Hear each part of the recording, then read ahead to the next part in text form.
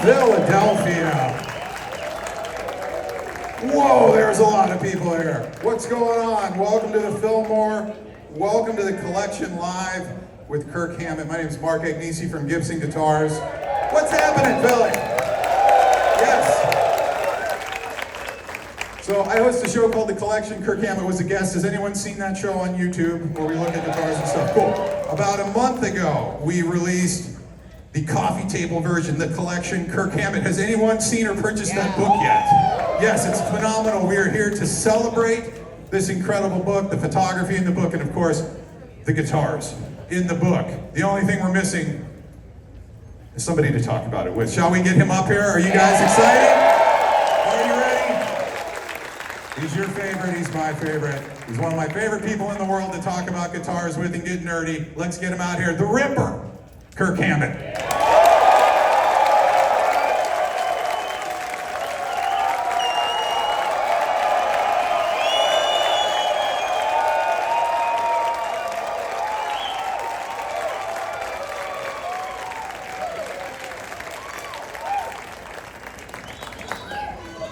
Hello, everyone. Happy Saturday. I guess I could say good evening. And it's really great to be here. I hope you guys are doing good. Yeah? Hey, Mark? Well, the book is out in the wild. It's such an incredible book. When you decided that you were going to do a book, what did you want it to be? Did you kind of have an idea? Was it just a guitar book? Is it an art book? Is it a little bit of both? What did you want your guitar book to be? Well, I put out a book called Too Much Horror Business, and I had a real, you know what, that guy knows. It has all, not all, but a large portion of my movie poster collection. And I had a very clear vision of how I wanted that book to look. And so when it came to the guitar book, I had to really think, did I want to project the guitars in the same way that off the page that the stuff that was in my book did, my first book. I thought, I can't do that. You know, it's a different subject. It's a different medium. It's music and guitars and you know, that whole spirit, which is completely different. So I said to Ross, Ross, let's go do a book. And he said, yes. And I thought that was great. And then I said, Ross, I really like your panoramic books. Ross has a side gig of putting out, I want to talk about Ross Halfin.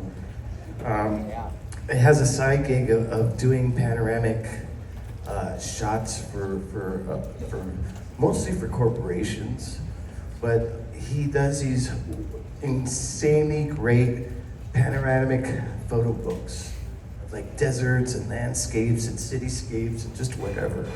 And I said to Ross, we should do that for this book, and just, you know, put myself in there, put the guitars in there. Well, I have also a mix of studio shots, you know, and just like real spontaneous stuff. And we'll also use Hawaii as a backdrop. And he was in, just instantly. And so I wasn't really gonna take no for an answer with him. How long have you known Ross? I mean, you guys have been shooting together for a long time.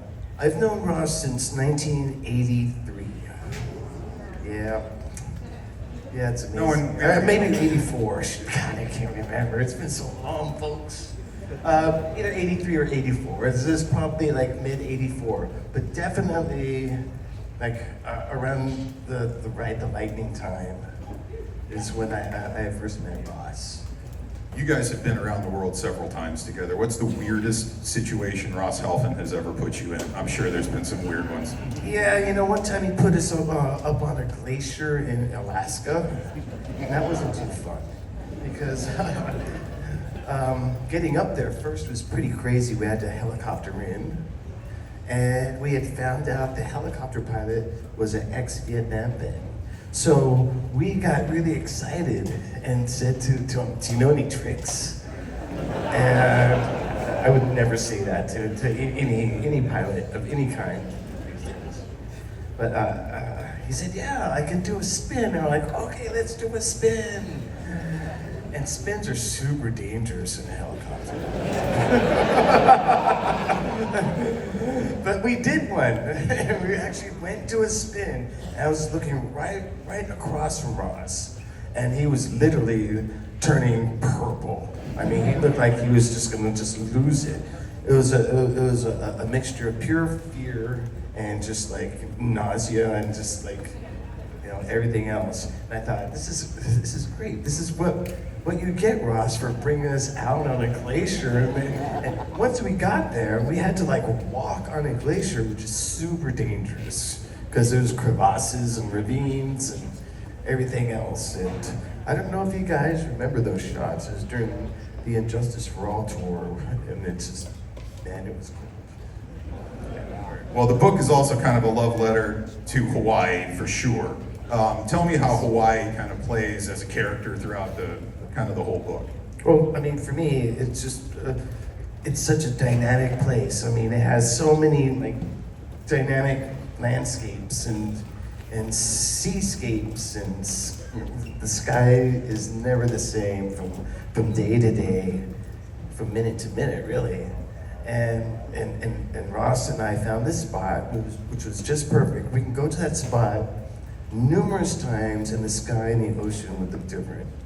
Every single evening, where a lot of these shots were made in the evening, or really super early in the morning. But I mean, Hawaii offers such a wide range of like really great panoramic shots, and that's what we're shooting for, really. All right, well, shall we look at some guitars? Are you guys ready to look at some guitars? Okay. Let's start kind of as far back as we can go with what's in the book, which would be your first Gibson. Yes. 1979 Flying V. When does this guitar and how does this guitar come into your life? Well, I had a Strat. The Strat just wasn't doing it for me back then. I'm sorry, I missed that. Could you say that part one more time? Forgive me, I hit hard in this one here. Just say that. Sorry, vendor. I love Strats, believe me. I mean, you know, but back then I wanted instant gratification. I wanted that sound that I was hearing on UFO albums and you know, all sorts of albums. But I wasn't getting it with the Strat. You know, I just didn't have the knowledge on how to get it with the Strat. I do now, but I didn't back then. And so I saw Flying V at Leo's Music in Oakland, and I thought, wow, you know, if I give them my Strat and make payments, I can get that Flying V. And that's exactly what I did. I got a job at Burger King for about 3 or 4 months or something or other, crazy like that. And once I got the Flying V in my hands, I quit. And priorities. But when I had it, I was just amazed at how great it sounded. But you know, there was another element that I was missing, and that was a Marshall amp, a Marshall head and cabinet. And yeah, once I got a Marshall head and cabinet and a tube screamer, I had the sound. And you know, I was in Exodus at the time. I said to Gary, you need to get a Marshall head cabinet immediately. And once he got his half stack, our sound was really great and balanced, and the sound was focused. And when we played riffs, it really gave it a lot more power. And you guys know, I mean, I don't have to explain to you guys the power of two Marshalls going together. You know, 2 guitar players with 2 Marshalls is like the ultimate, you know. I still think so. But that Flying V has stayed in my life for a real long time. I used it on the first 4 or 5 Metallica albums, and you know, I took it on tour up until like Injustice for All, and it's really funny because when I see it now and I pick it up, I think, wow, it's really light. And I used to think that it was heavy, but you know, back then I was just a scrawny kid, you know. So. I mean, can you think, what comes to mind riff-wise? What riffs did you write on this guitar? Well, Well, definitely the "Die by My Hand" riff came out of that guitar. Creeping Death. That's right. That's in Creeping Death. Literally, like within weeks of getting that guitar, and I realized that wow, the sound and the attitude is what can drive the inspiration to write heavy riffs. And I kind of realized that with that guitar and amp, and then when I wrote that riff, I thought, wow, that's kind of Sabbathy and heavy, and not like a lot of stuff any of the other bands around me were playing. They were playing Van Halen, Aerosmith, kind of Led Zeppelin type music. And we're in Exodus singing "Die." This is another theme, by the way, that I love from the book. Lots of beautiful street art. Is this all in Hawaii? All this street art culture all come from Hawaii too? Hawaiian street art culture is really big in Hawaii. There's a lot of graffiti everywhere, and a lot of it just outgrowth of surf culture and skate culture. And so surf culture, skate culture, and graffiti art are just a part of kind of like the social landscape and local culture of Hawaii. It's everywhere, and there's a lot of just like sides of buildings that are blank, and I'm all for someone putting up a huge 25 or 30 foot piece of art there in place of just like a blank wall. And I mean, I'm in awe of a lot of the street art that's in this book. Another beautiful Hawaiian landscape here, but for Flying V guys, you said Michael Schenker was a big part of it. How did this guitar end up in the collection of Kirk Hammett right here? Okay, so you know what this guitar is, guys and gals? This is the red Flying V that Michael Schenker played on the first 3 or 4 UFO albums, and it's amazing that I got to acquire it. Because when I was a kid, I used to stare at the back of the album Force It. There's a picture of Michael Schenker playing that very guitar, but it was painted red back then. It was a medallion V, which are red, or have a red finish. And at a certain point, Michael had it painted in that V2. I dropped my pick. I'm always dropping my pick. God damn it. A V2 type finish. And I guess he didn't like how it sounded once it got finished, or he had one that sounded better or something. But he basically, after he got it finished, he just put it in a case. And so I was contacted by my buddy Wolf Hoffman of the band Accept, fantastic guitar player, big influence of mine, and he said that. I had a guitar he had a guitar that I might be interested in. I was like, I'm not really in the buying mood right now. He goes, oh, you'll be interested in this guitar. And he was right. I was interested in the guitar. So he sent me a bunch of pictures, but most importantly, he sent me, can you go back one? Yeah, I saw that case. And I knew Michael Schenker around the time that he finished that guitar. He was staying at our manager Peter Mensch's house at Earl's Court in London, right? And so I took that picture of the case and I sent it to Peter, and I said, Peter, is this the number of your old place in Earl's Court? He goes, yes, it is. I go, thank you, that's all I needed to know. And he said, why? And I said, well, because I might be getting the guitar that's inside that case, and I know that was the time that Michael Schenker was staying with you. And he goes, yeah, you're absolutely correct. And then, once I got it, I actually contacted Michael, and Michael said, yeah, that's the guitar. And so you can't really get a better kind of sign off than from the man himself. How important was that guitar to childhood Kirk? Oh, a perception of what rock and roll guitar is supposed to sound like. Well, I mean, the Flying V for me, there's something very exotic about it that I just love. I mean, when I first saw a Flying V, I was like, that's a guitar? Because when I was a kid, when I thought about guitar, I thought, classic acoustic guitar shape, But seeing something like that, look like that, I mean, it was crazy. And the very first time I saw one was on the cover of Kiss Alive, the first Kiss album. Yeah, it's a great album. I love that album. And I think, yeah, Paul Stanley had one. And ever since then, you know, it's been a really, really like huge obsession of mine. But yeah, the Flying V that's on on the cover of Force It, it's the one. I spent like countless hours in my bedroom just staring at that guitar, going, "What a cool guitar!" Which is really unusual because I actually did the same thing with Gary Moore's solo album. I turned it over, and there was a picture of him, a live shot when he was with Thin Lizzy, and he's bending backwards, bending his string on this guitar. And I thought, wow, what a great Les Paul. I hope that I can get a great Les Paul like that someday. And it was actually Greenie that said that about, you know, thinking that. And that was when I was 16 years old too. Around the same time, I was like obsessed with staring at that guitar.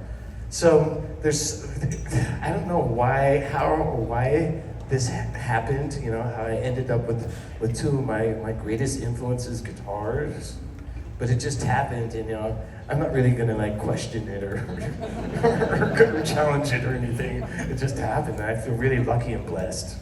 Well, anyone who's a fan of Flying V's would know that something looks like this is definitely one you'd want to have in the collection. What is this guitar right here? Yeah, that's either the first or second Flying V ever made back in 1957. It's a Flying V prototype, and it was hand built, hand chiseled, and it's an amazing guitar. Those pickups are so like crunchy sounding. When I put that guitar to an amp that has high gain, it sounds incredible. I mean, it gives this one a run for its money. And I'm really happy about that because it's a Flying V, you know? So I want guitars like that to sound great, and that one does sound great. And it has this thing called a stinger right in between, right in the crotch area. I'm sorry. The crotch. Right here. Yeah, right this yeah. area. And that's, you know, unusual for Flying V's. And yeah, exactly. And so Césaire a couple weeks ago told me that they had gotten the other prototype from 1957 and matched them up, and they matched up perfectly. Everything matched up perfectly, including a piece of carina that was pushed through the pickup channel. And I didn't even know that was the case, and I thought, wow, that's great. And so it's one of my favorite guitars. I love it. It sounds wonderful. You know what's cooler than Carina Flying V? Two Carina Flying V's. Yeah. I might as well have a white guard one too. Is this 58 or 59? It's a 59. The headstock was refinished, and when they refinished it, I think they forgot what the serial number was, which is like a big blunder. So I had to make up my own serial number, so I made up my own serial number, 0013. Yeah, 13 magically. Anyway, you know, I actually got this Flying V first. This was the first one I had gotten. And I used this quite a bit on Reload. So right. was Bob Rock a good influence or bad influence from the guitar buying standpoint? Horrible. Because Bob kind of introduced you to Brooks too, right? You know, it's just like had begun to buy vintage guitars when he just kicked it up a few levels by showing me his Les Paul Standard, his 59 Les Paul Standard, which is what Greenie is too. Well, let's talk. We're here at 59s. Yeah. The star of the show, it's in the house. Greenie. Let's talk about Greenie. Greenie, it's a faithful companion. But yeah, you know, the great thing about learning about Les Paul standards is that they're special guitars. Everyone has its own unique sound and look and feel because they're all pretty much handmade or hand assembled, I should say. The pickups are hand wired, so they're all different. The pickups, the tops are all different. And I've never really seen a bad one, you know? I've never heard a bad one. And I think they're modern day Stradivariuses when, in terms of like quality and importance and just like, you know when you have one, there's great sounds in it. Just like a Stradivarius, you know when you have a Stradivarius, you know you're dealing with a certain level of quality that's just really just up there, you know? And so Greenie has just like a ton of riffs and ideas in her. And every time I play her, it's just like, I feel like I'm climbing into a vintage Ferrari or Maserati or something. Yeah, and she hums, man, she does. And she loves being played, she loves singing for you guys, like, and I'm just compelled to like always play with her. She doesn't want to quit, and there's something about this guitar that's just really special. It has the most mojo of any guitar that I've ever held. I've held some pretty crazy guitars in my life, but this one just it's. And people will say, "Why do you play it all the time?" And I say, it's the best guitar I've ever played. Why not? You know, not to. No. Yeah, it'd be a shame not to play the best guitar the best guitar in the world. Oh, okay, that's a good idea. We're gonna get to it. Yeah. We promise. Yeah. One of the things you said, he's like, it's the first time I ever had a guitar that already had a fan club before I had it. Yeah. Like, my son owns this guitar on Fortnite. Yeah. Like, this guitar is big. Like, what's it like having a guitar that's one of the most recognizable guitars on the face of the earth? Well, you know, it's funny because I had nothing to do with the fan base that this guitar has. It has a huge fan base, and when I acquired this guitar, that fan base even swelled exponentially because people learned about the other artists, other great players who own this guitar, and so I feel like I'm furthering a legacy, right? But the great thing about Greenie is people want to play her, and so all my friends say, "Can I play a Greenie?" or "Can I take a picture with Greenie?" or some people say, "Hey, can I take a picture with Greenie?" I'm like, "Sure." And a lot of times people come up to me who are not Metallica fans but who love Greenie, and they're like, "Yeah, I don't care about you, Greenie." I'm like, okay, I understand. And it's kind of like if I was married to like some like super rich famous woman or something, and everyone just wanted her autograph and her attention. I just kind of stepped to the side. That's what it's like having this guitar. I swear to God, I love it because it takes the attention off me. Tell me about this moment right here, because this had to be pretty special. When was this, and how did this all go down? Yeah, that was in the beautiful south of London. That's where Peter Green lived, and there was this place, a particular place in the very south part of London where there are all these lakes and whatnot, and Peter Green liked to fish, so I think that's why he lived in that area.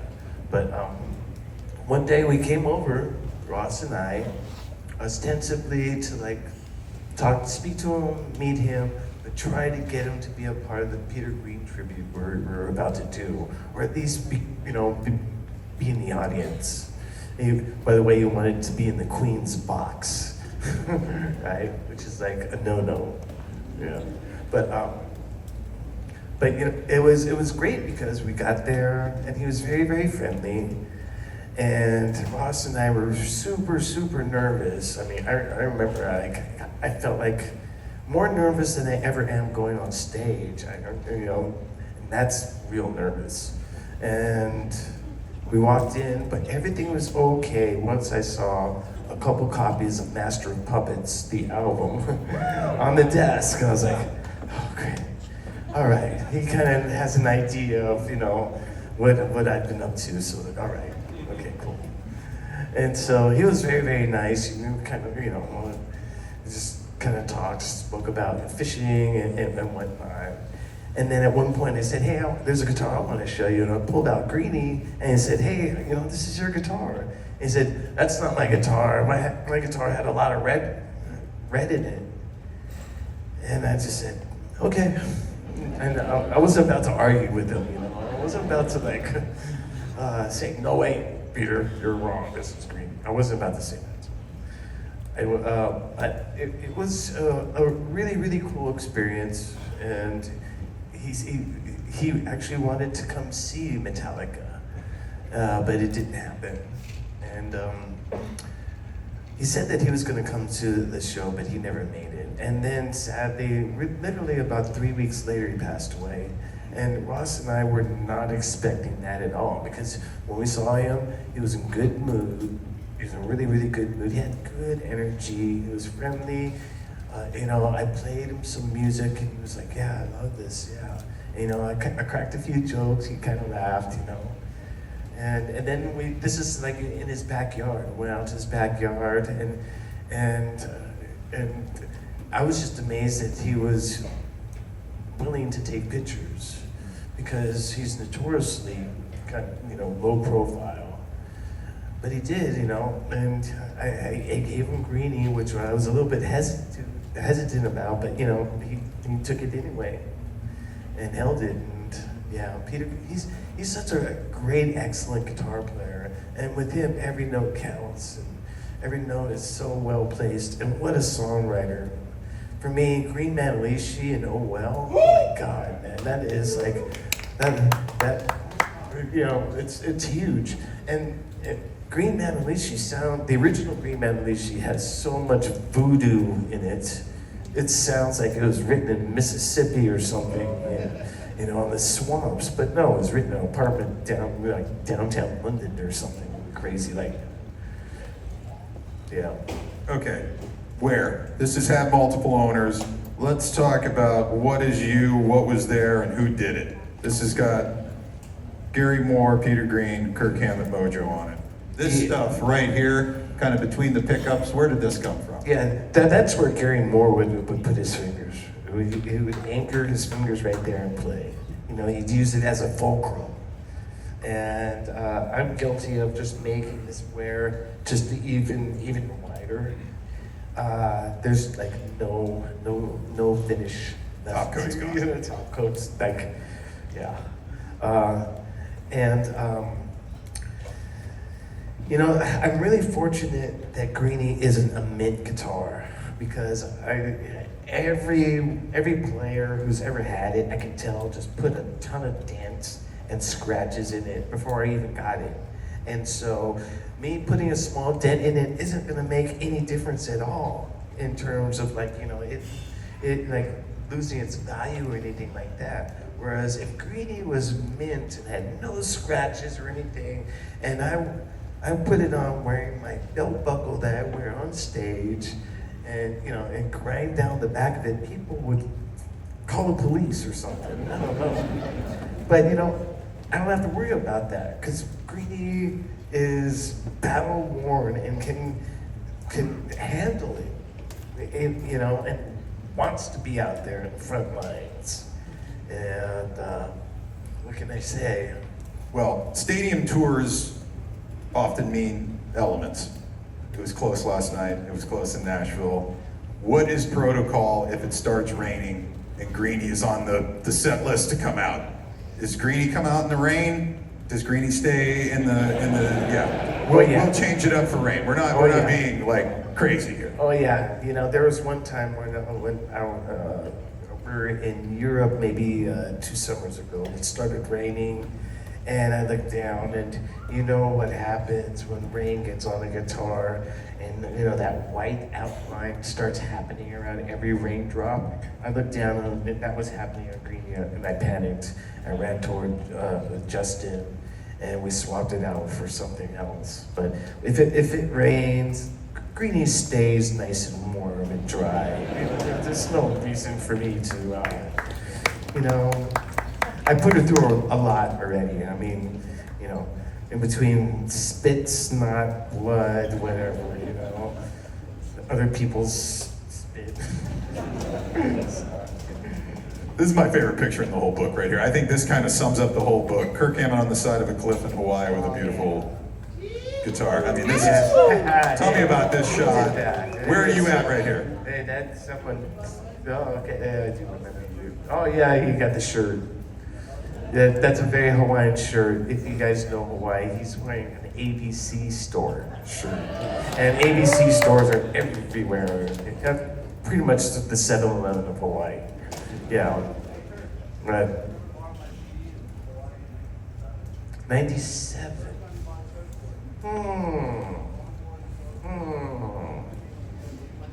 I wish I remembered, bro.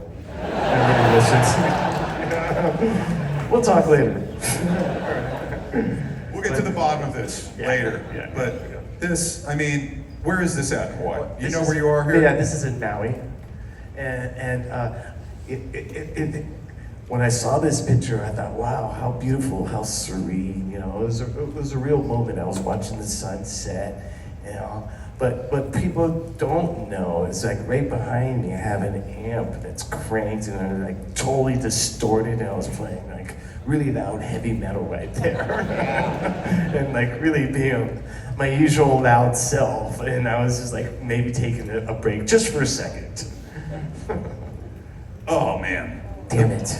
Okay, the beach balls, I gotta say, are almost irresponsible to a certain extent. Like, I feel like nothing good can happen.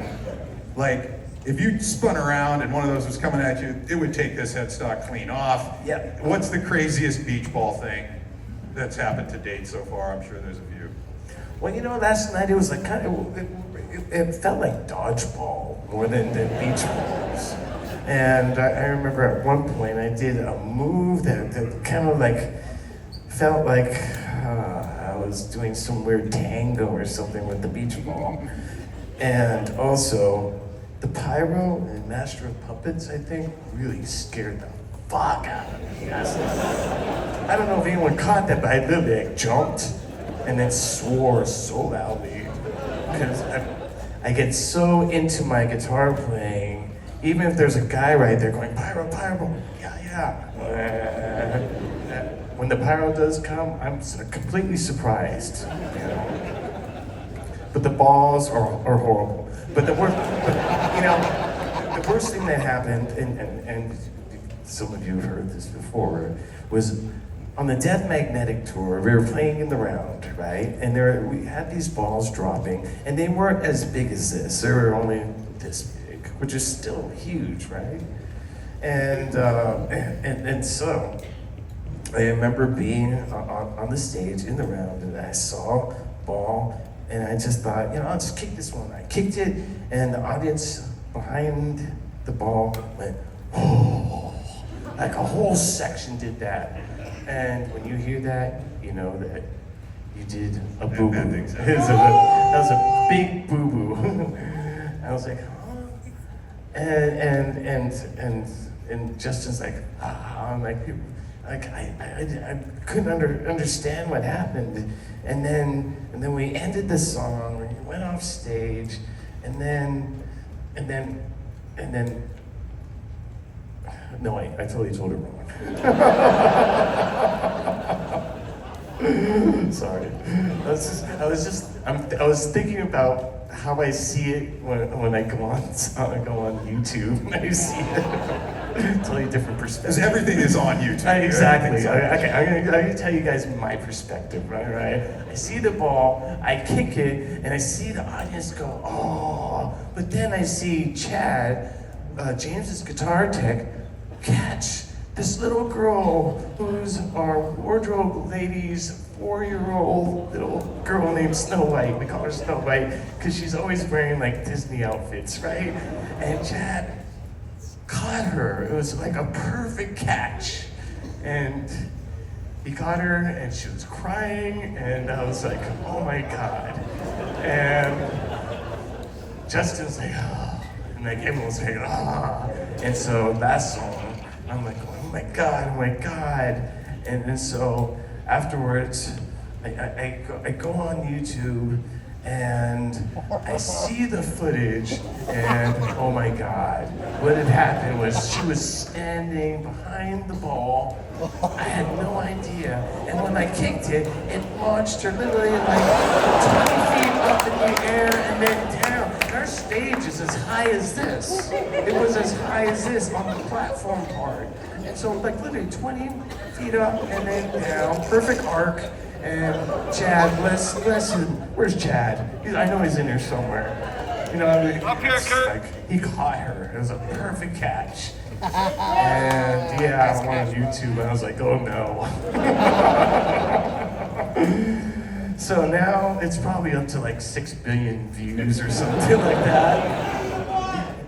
What is that? Yeah, because like when you see it once, you just have to see it over and over again because it's pretty incredible. I mean, couldn't think that one up ever. More bursts. Yeah. Where does this fall in? This has got to be in the first, some of the first ones here. Yeah. These ones. Yeah, this one, yeah. Horrible top, by the way. No flame on that guitar at all. Yeah, that one's a good one for sure. And you know, they look really great when you take the pickup covers off. Supposedly it makes a difference in the sound, but I've never been able to like distinguish any difference whatsoever. But they look cool that way. Really look cool that way. Now, there's some rare ones too. There's a, oh, Yeah, God. that's a great one. Okay, so why, for starters, why are original black Gibson guitars so cool? Because this is so cool. Because when they were offered, they were only offered in Sunburst, and the person who had this guitar back in 1958 didn't want to pay the full price for a Sunburst, so he called up. He ordered through what's the place on 48th Street? Manny's, yeah. He ordered through Manny's to Gibson a Les Paul without a Sunburst top. He said, just make it plain black, and it actually cost him less than a Sunburst to get this guitar. But what he didn't know was he was creating an extremely rare Les Paul standard, because there's only 3 or 4 of these black Les Pauls known to exist. I really have to thank Joe Bonamassa for tipping me off to this guitar.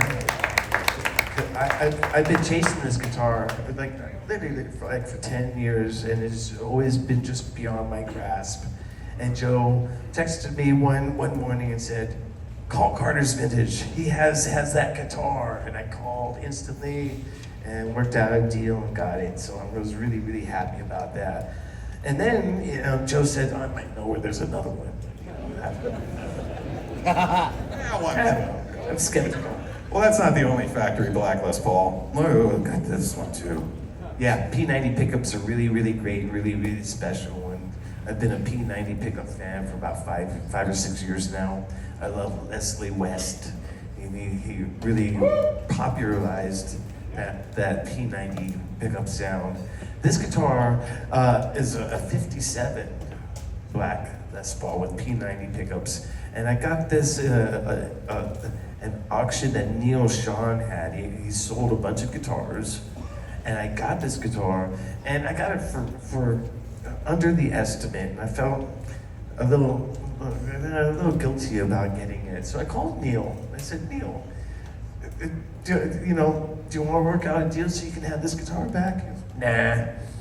He wasn't bothered. He's just like, oh, no, keep it, man. Keep it, no problem. I was like, cool, Neil.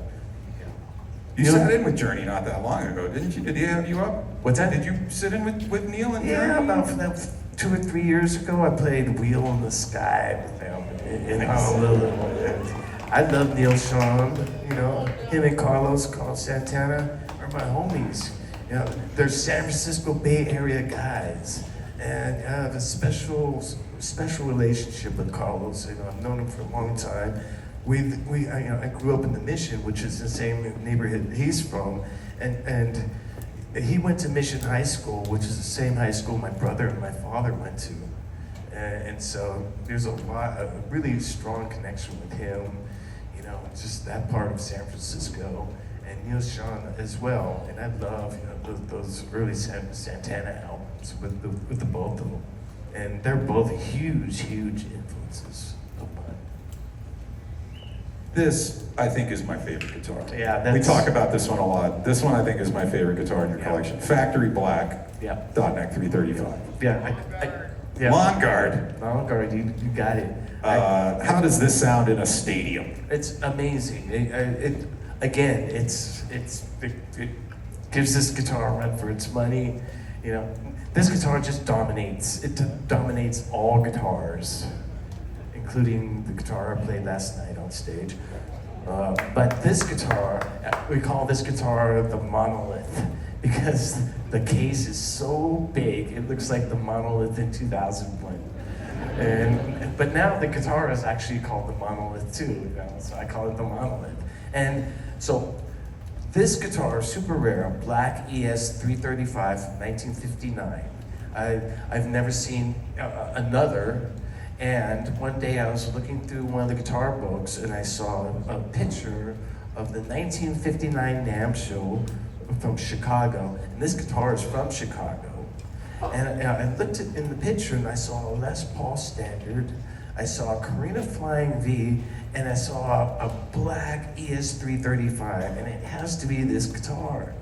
And so, you know, I love when stuff like that happens. It was a way to like verify this guitar. Here's those Ross Halfin panoramas here. Where is this? That's the Poly Lookout. It's the freeway branching the one side of Oahu to the other side of Oahu. Yeah.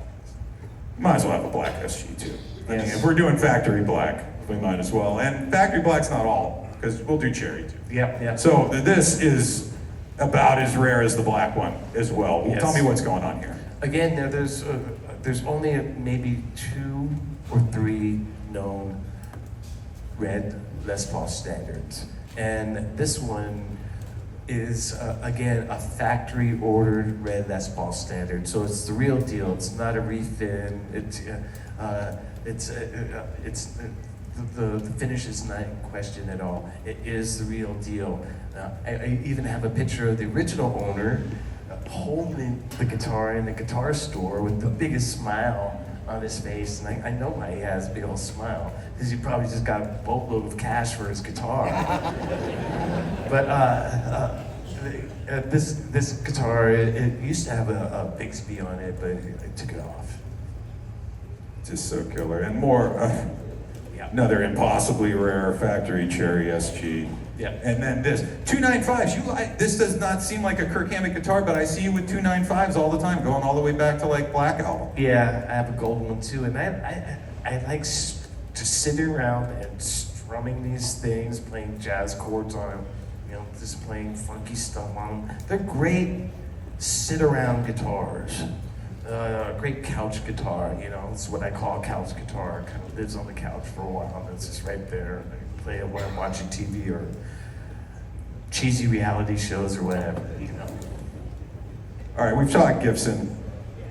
Yeah. It's time to talk about some ESPs. Yes. That's a good one. That Mummy guitar, I don't know if it's the same one that's here. There's a couple of these. Yeah, there's a few, but there truly only is a couple playable ones because the one I have that has heavy hieroglyphics, that there's too much hieroglyphic on it. I get lost. I'm like, where's the 5th fret? Where's the 7th fret? I mean, you wouldn't think that those damn dots make a difference, but they really do make a difference. But this is the stand-in for the original one, because the original one's taking a little bit of a vacation right now, because it's just like the checking is really heavy. It's starting to buckle. You know how the checking buckles, and the paint on the pickup is wearing off. And the guy who designed that mummy graphic and this mummy graphic, he's not at ESP anymore. And so, you know, in that regards, you know, they're kind of, you know, they're kind of one very unique, one-of-a-kind guitars, even though there's more than one. Well, let's talk about how it all starts. Tell me, how does the relationship with ESP start? What was your thought process behind the KH2 model? What were you trying to achieve? Because we're really at the dawn of Super Strats when you were designing this guitar. What was classic Super Strat, and what did you want out of a Super Strat? Well, for me, it was really easy because I loved Strats and I loved my Flying V, and so I married the two concepts together, and that's what I came up with. I had the humbucking idea from the Flying V, you know, the Strat style body, and I really love the sound of neck through body guitars. So this one was a neck through body, and you know, I love the idea of you know, having a Floyd Rose in there. So I mean, it's like a collision of a Gibson guitar and a Fender guitar. And ESP said they would make me anything they wanted, so that's the guitar I wanted back then. And you know, I said to them, I want skull and crossbones inlays, or like, coolest no. thing ever. I'm like, thing no, ever. what do you mean no? You know, I was like, I had to beg them to do it, and they said okay. But then I later learned that it became really, really popular and became a feature in their catalog. So there you go. Well, I mean, they've been making this guitar for a long time now. Has it changed over the years? Have there been different iterations, or is it just paint jobs? No, man, it's perfect. It's perfect. Yeah. Right out of the chute. Yeah. I mean, seriously, though, you haven't changed it. It is one of the biggest, if not the biggest seller the ESP has, and consistently too, which is kind of crazy, crazy to me. But you know, yeah, sure, whatever. I mean, if someone goes to the store and buys one, it's the same guitar that you're using on stage. There's nothing Yeah, different unless- about yours. Yeah, unless they get the LTD. But if they get the ESP version, I mean, it's full on. I mean, full on. Yeah, I mean, yeah. The great thing about ESP guitars is that they're so durable. And you know that guitar you just saw, I used to like literally like chuck it across the stage, airborne, like, you know, in a fit of anger or whatever. You know, my pedal board didn't work or what. You know, it's just like it's out of tune. You know, something really dumb. How many shows did that guitar do? Oh man, a lot. I would say, yeah, all, you know, throughout the late 80s, clearly into all the 90s, up until like, you know, the beginning of the 2000s, until the Rock and Roll Hall of Fame said, hey, can I borrow this? And so I loaned it to them. How many years ago was that? Yeah, like forever. And then I like to their advantage, I conveniently forgot that they had it. And then at one point I said, Justin, where's that guitar? And he said, oh, Rock and Roll Hall of Fame has it. And I'm like, still? And then I think we managed to get it back, and we gave them a different guitar. Well, let's talk about the different runs. Like, when did the Ouija's? I mean, because there's so many different versions and colors of Ouija's. When did Ouija's start, and what was your draw to the Ouija board theme? Well, you know, I love the Ouija board. I love the concept of the Ouija board. I'm really into the paranormal and like metaphysical stuff and magic and all that stuff. I really believe in all that crap. Let's get all that over with and out the door. Okay. Having said that, it's a great graphic, man. It is an amazing graphic. I wanted it on a guitar. The first time that I got the Ouija guitar, I was like, wow, this is amazing. And then after a while, I was like, I realized that I can come up with all sorts of different iterations of that design, and I have. And I gotta say, my most favorite one is the purple metallic one that I played last night. That one sounds, that's the best Ouija guitar ever, man. And, you know, I have this theory about metal flake finishes on guitars. It adds to the sound, it adds to the tone. It's something about the metal in the finish that just gives it that much more oomph or something, I don't know. But that guitar, it's like the best sounding Ouija I've ever had. And it's crazy. Now for a guitar that, you know, it's got EMG pickups in it, you would think I could put those in anything, and when you have so many of them, how much of it is the whole package, the alchemy of the wood that got used on that particular guitar, the neck angle, how it's set up, every little piece of it? I mean, how much is it? The whole, as opposed to just... Well, for me, I mean, I have a really simple criteria when it comes to guitars. I mean, it has to sound good, play good, and look good. I mean, it's simple. And everything else I could make happen. And so, when I get guitars from ESP, I really think about what I want from them, and I really have like really super high expectations on the quality of the guitar, the graphic, you know, what I want to put on there, what I want people to see, you know, if it's gonna like translate live in front of an audience or not, you know, details, whatever. But I mean, you know, all these different ESP guitars have so much thought put into them. None of them are just like thrown together. How many different ESPs do you think A have lot. been? Is there just a storage locker somewhere just full? Yeah, you know, the thing is, it really drives me crazy having guitars that aren't played. I mean, you know, it's kind of inevitable, and so, you know, I get rid of a lot of guitars anonymously. You know, there's a lot of guitars I've owned that are out there that people have no idea that I've owned them. And I love that, you know. And there are a lot of guitars out there that people know I've owned, and they're out there too. But you know, the whole thing about being a collector is you know, acquiring stuff, you know, trading stuff, trading up, you know, trading down, whatever. But when I have a guitar that just sits in a case and is not played, it drives me nuts. And so I've been trying to lower that number of guitars that don't get played. But I mean, having said that, I have a core collection of about, I would say like 40 or 50 guitars that I love, that I play a lot, I record with them, tour with them, you know, just play them all the time. And they're basically the most favorite stuff in my collection, really. And I play Greenie a lot at home too. Greenie isn't just like, you know, exclusively a touring, recording guitar. It seems to go with you everywhere. It goes everywhere with me. Where I've ever seen you, it was always right there. Yeah, where I sleep, Greenie's right there. Yeah.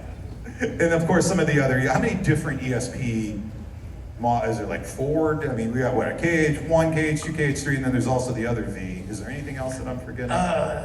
There's the money. Well, there is there is a newer kind of like Offset V. Flying V kind of like, but it's influenced more on a Jackson kind of like shape, and you know, there's been experiments, other ESP experiments. I have an ESP guitar that has a theremin built into it. I want to see this. You've told me this is the weirdest thing ever. Next time we're at a talk like this, I should just bring that crazy theremin guitar. Yeah, it'd be great. This is a guitar that you got after we did the episode that we did not have a chance to talk about. This is an impossibly rare guitar, but it's even cooler than the impossibly rare guitar. Lex, tell me about this story and how this guitar came into your life. Okay, so I did a trade with this guy on the East Coast, and I couldn't figure out what I wanted. And I figured out I wanted that black SG that he had, but we couldn't come to terms on a deal. We couldn't agree on a deal.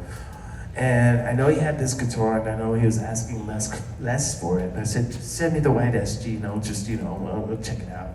So this guitar arrived, and I started playing it, and I thought, wow, something's up with this SG. It feels different, it sounds different, and there's like something extra about this guitar. And so after like the third day of having it, I sent a picture of it to the guys at Gibson. And all of a sudden, this commotion of text came my way. Send pictures, take pictures of the neck, take pictures of the body, of the serial number, everything you have available, please. And so I did that, and then they sent me back a picture of that, that album cover, and said, this is the same guitar. We just ID'd it by looking at the abalone inlays, which are like fingerprints. No abalone inlay is the same. And so they were able to say, this is, yeah, absolutely this guitar. And it's amazing. All of a sudden I ended up with Les Paul's SG. And again, it's just like, these celebrity instruments gravitate toward me. And it's another instance of that. But you didn't even find this out until a couple weeks after owning the guitar. Yeah, the guy who sent it to me didn't even know.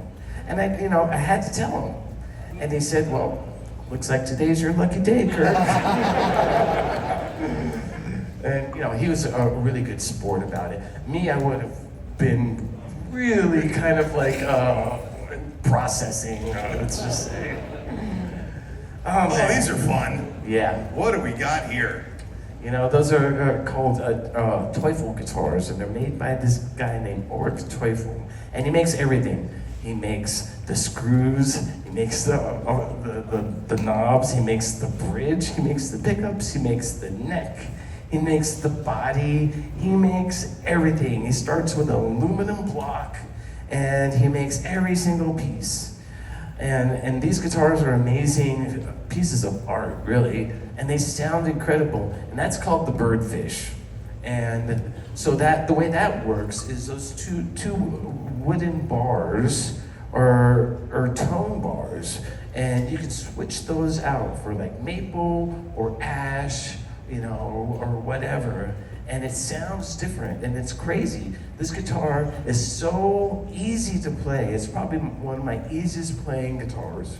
And the other Teufel, that one is again, a really unique sounding guitar, and it has a Kahler on it, which is what I don't really use. I usually use Floyd Rose, but I like a Kahler on this because of the way it's set up. I can pull that Kahler up almost 2 whole steps, man. It's great. And that guitar fueled a lot of songs on my solo EP Portals. Yeah, I did a lot of drop D stuff on that guitar. Now, us at Gibson love a good leak. Yeah, that's the Raven, and that's coming out soon. And that's the new Kirk Hammett Gibson acoustic guitar. You've seen it here first, guys. This is an exclusive. And for me, it follows the great heritage of Gibson bird-named guitars, because they have the hummingbird, they the have dove, the dove, Thunderbird, and the Firebird. Yeah. And this is the Raven, and how fitting is that for me? And so, and it's based on an Everly Brothers acoustic guitar, which Gibson put out in in the 60s. And I've always loved that particular model. So it's based on that model. The Everly Brothers guitar has 2 pick guards like that does, but I was looking at old Gibson acoustic guitars from the 20s and 30s and noticed that they had a pick guard right at the end right there. And I thought, they don't do that with modern guitars. Let's bring that back. And so we brought that back, that feature. And so Now, not one pick guard, not two pick guards, but three Three pick pick guards. And one really great feature that I love is on the headstock, it has a raven skull inlay and black roses, thorned roses. I love it. It's a great guitar and it sparkles. It sounds so wonderful. So this is normally Halloween time is when we can expect Kirk Hammett things. So coming this fall, let's just talk for a second about acoustic guitars. What do you play? When you first sit down with an acoustic guitar, do you go to a specific style? Do you just start playing the same stuff you were playing on electrics, or does it open up something else, or is it just whatever's on the top of your mind? I pretty much play every guitar the same way, bro. I play a lot of acoustic guitar at home, and I play an Acoustasonic all the time. I think there's one backstage. I play a lot of acoustic guitar as much as possible because it's just really great for keeping up my finger strength and just keeping my chops up. A lot of times stuff that you play on acoustic guitar is a little bit more difficult than stuff you play on electric guitar. So I like the challenge, and so I have a ton of acoustic guitars just laying all over the house. And people know me. I drag that goddamn Acoustasonic everywhere. Usually it's Greenie's with me, but the Acoustasonic is also just right behind Greenie. And so, oh man, Well, God, I really need a bass player. I mean, there's this thing that you guys do, these duets at the shows, you and Rob. Tell me about these. How do those start? You seem to do everything different. You play a different guitar every show. I've been following you guys around doing these. Last night you were playing this Explorer. Tell me about that guitar. What is that guitar? I have to take a drinking break, so. Okay, sorry. Gotta wet the old kisser, as they say. The duets are just a great way, because the other guys need a break. So there's about a 3 to 3.5 minute opportunity for Rob and I to just entertain you guys in the most fitting way possible. And I don't know if you guys have noticed or not, but the concepts of the duets have changed from tour to tour. They're always slightly different. We're always coming from a different angle. And nowadays, Rob and I are just like, I think we've got to the point where you can just go out there and pretty much do anything as long as it's done well and it's somewhat entertaining. And so that's where the duets have kind of evolved now. And on top of that, man, Rob and I have a ton of music we're sitting on top of. And so, I'm really looking forward to doing this Black Sabbath thing. Black Sabbath's final show. July. And so, Black Sabbath has been on my mind a lot. Listen to Black Sabbath, Rob too, just thinking about those guys and thinking how important they are. And so one day, Rob and I were just kind of sitting around. We had just jammed. He said, "Give me some Tony Iommi." And I just came up with this riff right on the spot. It's like, "Oh, great. Okay, give me a change." And I'm like, "Okay," and I came up with this change. He goes, "Okay, modulate." I'm like, "Oh," I came up with this other thing. And he was producing me on the spot. This is literally he was right about to leave out the door, but he stuck this thing in front of me, recording it all. And afterwards, it's like, "That's great. I see you." I'm like, "Okay," and I left. A few hours later, he's like, "Those riffs are amazing." I'm like, "Really? I can't even remember them." And he goes, "Oh yeah, man, they're totally like Tony Iommi, bro. Total Sabbath, man." I'm like, "Okay." And so he came back over, and we worked out this really, really great thing that we played as a duet. Let's see, maybe it's Nashville or something. I can't remember. Sorry, people. But it's called Devil's Lettuce, and it is a tribute to Tony Iommi, and I just it's become a tribute to Tony Iommi in my life. Well, I mean, we're here at the Fillmore. It's packed. There's an amp. There's a Greenie. There's a guitar player. Should we get a bass player out here too? I need a bass player. I need a bass player. We have a bass player. Oh my God, we have a bass player. Magic.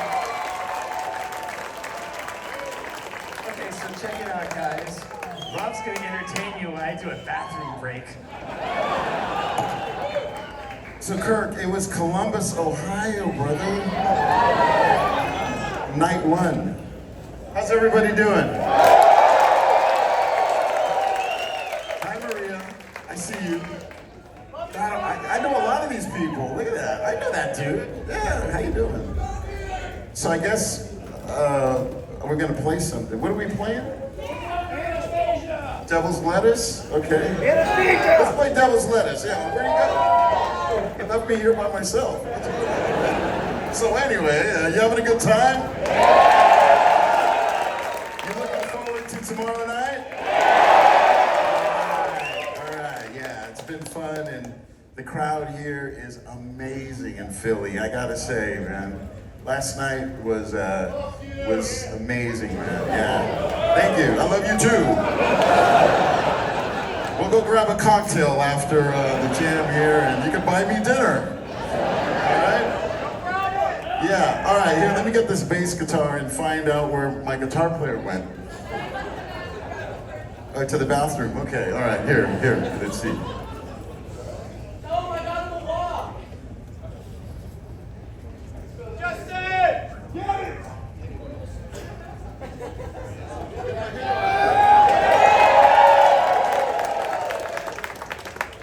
Thank you for being so patient.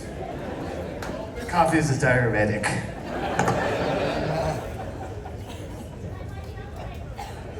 Get Reaver!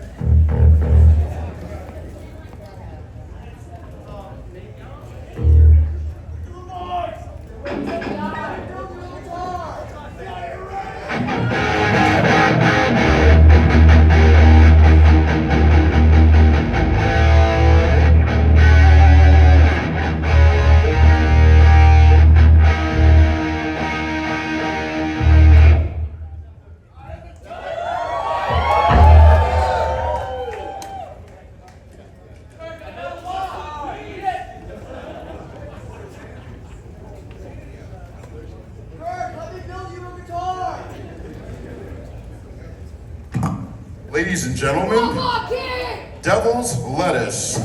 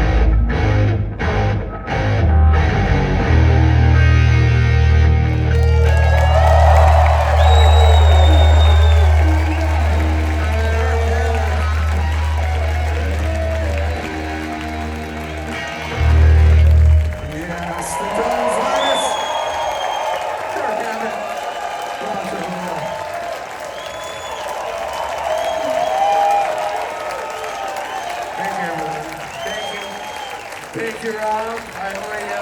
Thank you, everyone, for coming. Fucking heavy metal, man. Thank you guys so much for coming out. Make sure you check out the book, The